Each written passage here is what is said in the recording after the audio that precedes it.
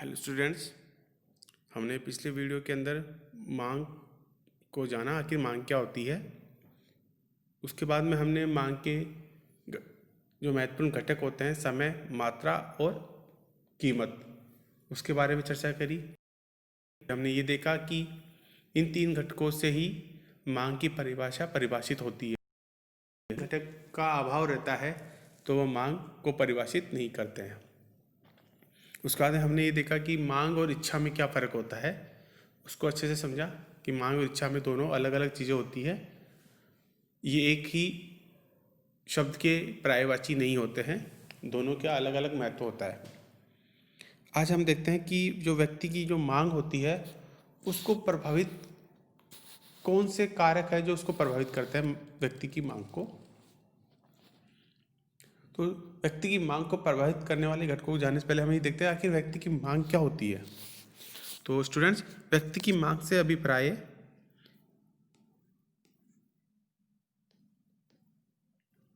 किसी वस्तु की उस मात्रा से है जो एक उपभोक्ता प्रति इकाई समय में विभिन्न कीमतों पर खरीदने के लिए तत्पर है। लेकिन कोई व्यक्ति किसी वस्तु की कितनी मात्रा खरीदने को तत्पर है, उसके निम्न घटक होते हैं जो उसकी मांग को प्रभावित करते हैं। ये घटक कौन कौन से हैं? एक है वस्तु की कीमत, दूसरा है संबंधित वस्तु की कीमत, तीसरा क्रेता की आय और चौथा क्रेता की रुचि और अधिमान। तो हम इसको शुरू करते हैं, इनको एक एक को अच्छे से समझते हैं कि आखिर वस्तु की कीमत किस तरह से व्यक्ति की मांग को प्रभावित करती है। फिर हम देखेंगे कि संबंधित वस्तु की कीमतें भी किस तरह से व्यक्ति की मांग को प्रभावित करती है। फिर क्रेता की आय को लेंगे। तो शुरू करते हैं एक एक को। सबसे पहले लेते हैं वस्तु की कीमत, कि वस्तु की कीमत किस तरह से व्यक्ति की मांग को प्रभावित करती है। स्टूडेंट, जब हम कोई बाजार में जाते हैं, मार्केट में जाते हैं, यदि हमारे पास 100 रुपये है, हम 100 रुपये के हिसाब से यदि हमको सब्जी मंडी जाते हैं और सब्जी लेनी है, टमाटर पे हमको 1 किलो लेने हैं, टमाटर हमको 1 किलो लेना है, जो इस वक्त टमाटर की प्राइस है 50 रुपये प्रति किलो। फिर हमको मिर्ची लेनी है जिसकी कीमत है 25 रुपये प्रति किलो। और फिर उसके बाद हमें लेना है कुछ भिंडी की सब्जी लेनी है जिसकी कीमत है 25 रुपये किलो। अब हमारे पास इस 100 रुपये के अंदर हमने 1-1 किलो ले लिए टमाटर, मिर्ची और भिंडी। लेकिन अब ये हमारी डिमांड पूरी हो गई है। लेकिन अब यदि मुझे वहाँ पे धनिया लेना होगा तो हम ले पाएंगे, क्योंकि हमारे पास पैसे ही नहीं है। तो इस तरह से वो मांग पूरी नहीं हो पाएगी। दूसरा ये है, जैसे 100 रुपये किलो है टमाटर, लेकिन हमको लेने थे 2 किलो, तो अब क्या होगा, इस कीमत ने टमाटर की जो प्राइस है 100 रुपये प्रति किलो, लेने हमको कितने थे, 2 किलो। तो अब हम 2 किलो ले पाएंगे? नहीं, बिल्कुल नहीं ले पाएंगे, क्योंकि प्राइस ही इतनी ज़्यादा है। लेकिन प्राइस जब कम होती, यदि 50 रुपये प्रति किलो की होती तो हम 2 किलो ले लेते, लेकिन वहाँ पे ऑलरेडी 100 रुपये किलो है तो हम 1 किलो ही ले पाएंगे। तो कहने का तात्पर्य है कि वस्तु की जो कीमत होती है वो हमेशा मांग को प्रभावित करती है। एक बार हम वस्तु की कीमत को रीड आउट कर लेते हैं, जो स्क्रीन पे सामने दिख रही है आपको। जब आप कोई वस्तु खरीदने के लिए बाजार जाते हैं तो आप उस वस्तु के विक्रेता के पास जाकर सर्वप्रथम उसकी कीमत पूछते हैं, जो हम सभी करते हैं जनरली। फिर हम क्या करते हैं कि यदि आपके विचार से कीमत उचित है तो आप उस वस्तु की आवश्यक मात्रा खरीद लेते हैं। दूसरी ओर, यदि आपकी दृष्टि से कीमत अधिक है, ये आपको लगता है कि यार प्राइस तो ज़्यादा है, तो हम क्या करते हैं फिर, तो आप उस वस्तु को या तो खरीदते ही नहीं है या फिर कम खरीदते हैं। जैसे हमने अभी एक एग्जांपल दिया कि टमाटर जब 100 रुपये किलो थे तब तो हम 1 किलो ही ले पाए, लेकिन 50 रुपये किलो होते तो हम कितने लेते, 2 किलो लेते ना। तो इस तरह से प्राइस जो डिसाइड करती है कि वस्तु की मांग को प्रभावित कर देती है। सामान्यतः हम किसी वस्तु की कम कीमत पर अधिक कीमत पर कम मात्रा खरीदने के लिए तत्पर होते हैं। यही यदि मांग को प्रभावित करने वाला अन्य कारक में कोई परिवर्तन नहीं हो तो। ठीक है, तो ये हुई वस्तु की कीमत जो मांग को प्रभावित करती है। नेक्स्ट लेते हैं संबंधित वस्तु की कीमत। तो स्टूडेंट्स, जो संबंधित वस्तु की कीमत होती है, किसी वस्तु की मांग उसकी संबंधित वस्तु की कीमत द्वारा प्रभावित होती है। संबंधित वस्तुएं दो प्रकार की होती है, एक होती है स्थानापन्न सब्स्टिट्यूट और दूसरी होती है पूरक। तो स्थानापन्न वस्तुएं कौन सी होती है, हम उसको समझ लेते हैं पहले। स्थानापन्न स्टूडेंट वस्तुएं वह होती है जो एक दूसरे के स्थान पर आसानी से प्रयोग की जा सकती है। जैसे चाय की जगह हम क्या पी सकते हैं, कॉफ़ी। जैसे कुछ कोका कोला के साथ हम क्या पी सकते हैं, मिरिंडा या पेप्सी। तो ये उसकी स्थानापन्न वस्तु है। यदि कॉफ़ी की कीमत ज़्यादा हो जाएगी, यदि कॉफ़ी की प्राइस ज़्यादा हो जाएगी तो हम क्या करेंगे, चाय पीना स्टार्ट कर देंगे। यदि चाय की प्राइस ज़्यादा हो जाएगी तो हम क्या करेंगे, कॉफ़ी पीना स्टार्ट कर देंगे। यदि कोल्ड ड्रिंक पीना चाहते हो, आपके पास सामने कोल्ड ड्रिंक पेप्सी भी है और कोका कोला भी है।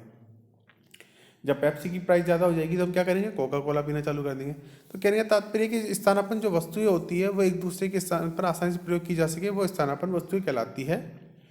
स्थानापन्न वस्तुओं के उदाहरण जैसे कोक तथा पेप्सी।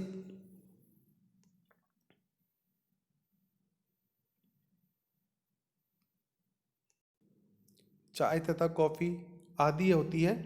यदि कॉफ़ी की कीमत में वृद्धि हो जाती है तो लोग कॉफ़ी की मांग कम कर देंगे और उसके स्थान पर चाय पीना ज़्यादा कर देंगे, यानी चाय की मांग में वृद्धि हो जाएगी। यदि उसी प्रकार से यदि कॉफ़ी की कीमत में कमी हो तो लोग कॉफ़ी की मांग अधिक करेंगे, इस प्रकार चाय की मांग कम हो जाएगी। अतः किसी वस्तु की मांग उसकी स्थानापन्न वस्तु की कीमतों से प्रत्यक्ष रूप से संबंधित होती है। नेक्स्ट देखते हैं पूरक वस्तुएं क्या होती है। पूरक वस्तु स्टूडेंट्स वह वस्तु होती है जो एक साथ प्रयोग की जाती है। जैसे एक साथ प्रयोग की जाती है कौन कौन सी है, पेट्रोल और कार,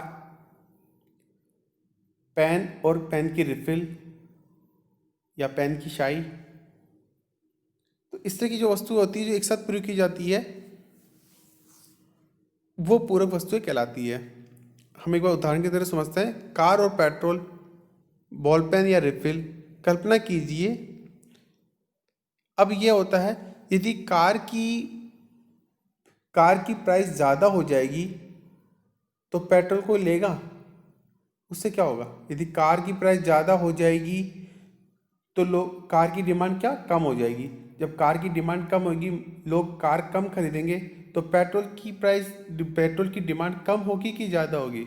ऑब्वियसली बात है, यदि प्राइस कार की ज़्यादा हुई है तो मांग कार की कम हुई है तो पेट्रोल की कीमत भी कम हो जाएगी, उसकी डिमांड भी कम हो जाएगी। क्योंकि पूरक वस्तु है, यदि कार की डिमांड ज़्यादा होगी तो पेट्रोल डीजल की डिमांड भी ज़्यादा होगी।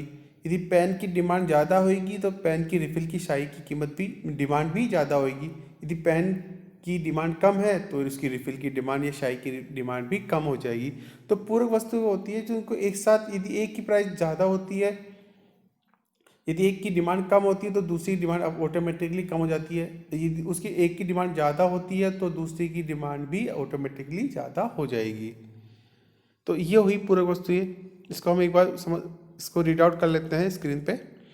पूरक वस्तुओं के उदाहरण, कार तथा पेट्रोल, बॉल पेन तथा रिफिल। कल्पना कीजिए यदि हमारे पास कार है तो उसे चलाने के लिए हमें पेट्रोल भी चाहिए। कल्पना कीजिए यदि पेट्रोल की कीमत वृद्धि हो जाए तो कार की मांग पर इसका क्या प्रभाव पड़ेगा। जैसा अभी हमने बताया कि कार की मांग कम हो जाएगी। यदि इसमें से किसी एक वस्तु की कीमत वृद्धि होती है तो दूसरी वस्तु की मांग कम हो जाएगी। यदि इनमें से किसी एक वस्तु की कीमत में कमी होती है तो दूसरी वस्तु की मांग में ऑटोमेटिकली वृद्धि हो जाएगी। ये अभी हमने इससे बताया। तो पूरक वस्तु क्या होती है ये हमने जान लिया। नेक्स्ट लेते हैं क्रेता की आय। तो दोस्तों, क्रेता की जो आय होती है, यदि किसी व्यक्ति की आय ज़्यादा है तो डिमांड ज़्यादा होगी कि कम होगी। सीधा सा अर्थ है कि ज़्यादा ही होगी। यदि किसी की आय कम है तो वो डिमांड भी कम होगी। तो एक व्यक्ति की जो आय होती है वो हमेशा डिसाइड करती है, मांग को प्रभावित करती है। एक बार इसको हम रीड आउट करते हैं। किसी वस्तु की मांग क्रेता की आय पर भी निर्भर करती है। जब आपकी आय में वृद्धि हो जाती है तो आप कुछ वस्तुओं जैसे फल, मलाईदार युक्त दूध, मक्खन आदि क्या करते हैं, अधिक खरीदते हैं। ऐसी वस्तुएं सामान्य वस्तु भी कहलाती है। लेकिन यदि किसी व्यक्ति की आय कम हो जाएगी तो डिमांड भी कम हो जाएगी, क्योंकि आय जब इनकम ज़्यादा होती है तो वो डिमांड भी ज़्यादा करता है, और जब इनकम कम हो जाती है स्टूडेंट तो डिमांड भी कम करती है। तो कहने का तात्पर्य ये हुआ कि एक व्यक्ति की जो आय होती है वो हमेशा वस्तु की मांग को प्रभावित करती है। नेक्स्ट, रुचि, वरीयता तथा फैशन। यदि आज यदि कोई व्यक्ति, किसी को रुचि के हिसाब से कपड़े चाहिए, यदि जो पसंद है, जो डिमांड इस वक्त जो फैशन में चल रहे हैं, तो उनकी क्या डिमांड बढ़ जाएगी। और यदि कोई जो फैशन से आउट ऑफ फैशन हो जाते हैं, उनकी डिमांड ऑटोमेटिकली कम हो जाती है। तो एक व्यक्ति की जो रुचि होती है और फैशन होता है वो भी व्यक्ति की मांग को प्रभावित करता है, क्योंकि व्यक्ति हमेशा उन्हीं चीज़ों की डिमांड करता है जो फैशन में होती है। आउट ऑफ फैशन कभी कोई नहीं लेता है, जो फैशन में होता है उसी को लेता है। तो व्यक्ति की जो रुचि होती है, फैशन होता है, वो भी व्यक्ति की मांग को प्रभावित करता है, एक तरह से मांग के नियम को प्रभावित करता है। ये बात इसको रीड आउट करते हैं। किसी वस्तु की मांग को प्रभावित करने में रुचि, वरीयता तथा फैशन महत्वपूर्ण कारक है। एग्जाम्पल की तरह समझते हैं। यदि मोनिका सलवार और कमीज की तुलना में जींस तथा टॉप को श्रेष्ठ मानती है तो उसकी जींस तथा टॉप के लिए मांग बढ़ जाएगी और सलवार और कमीज की मांग कम हो जाएगी, क्योंकि वो उनको श्रेष्ठ नहीं मानती है। जो श्रेष्ठ मानती है उसी की डिमांड वो ज़्यादा करेगी। अतः उन वस्तुओं की मांग में वृद्धि हो जाती है जिनको वह श्रेष्ठ मानती है तथा जो फैशन में हो। दूसरी ओर उन वस्तुओं की मांग में कमी आ जाएगी जिनको वह श्रेष्ठ नहीं मानती और जो आउट ऑफ फैशन हो जाते हैं। तो ये हुए जो मांग के नियम, व्यक्ति की मांग को प्रभावित करने वाले घटक। कौन कौन से? वस्तु की कीमत, संबंधी वस्तु की कीमत, विक्रेता की आय और रुचि, वरीयता और फैशन। ये 4 घटक है जो व्यक्ति की मांग को प्रभावित करते हैं। नेक्स्ट वीडियो में नेक्स्ट टॉपिक के साथ इसी को कंटिन्यू करेंगे हम। तब तक थैंक यू।